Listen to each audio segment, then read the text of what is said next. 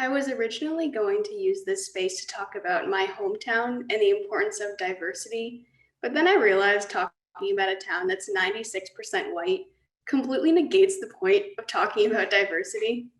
That story has its place. I've had a lot of time this semester to think about stories because 826 Boston, a youth writing and publishing organization, specializes in them. We work to help children in underserved communities find their voice so that they can take charge of their own narrative.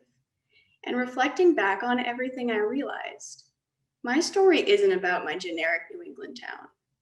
My story isn't even about me at all.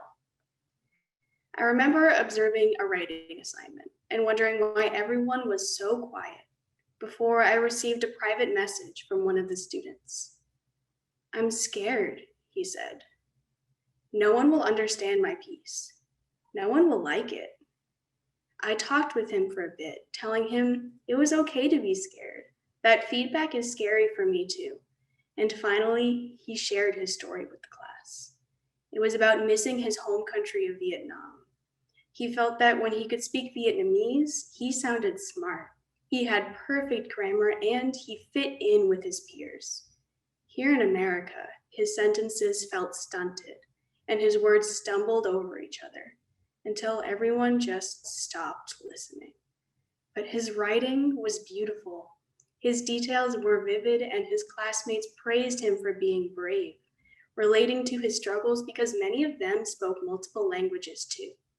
The group ended up talking for over 10 minutes about how hard it can be to figure out who you are when you're surrounded by people who can't even understand the words you say.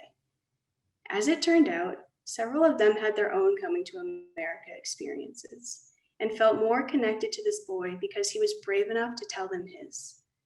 I remember his last private message to me: "Thank you." All he needed was a supportive space and people who were willing to hear him.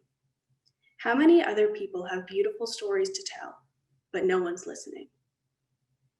After that, I took the time to create spaces where students could share their story. I worked on the school's literary magazine, giving kids a chance to publish their own work. I learned to use my own privilege and strength to make sure others were heard.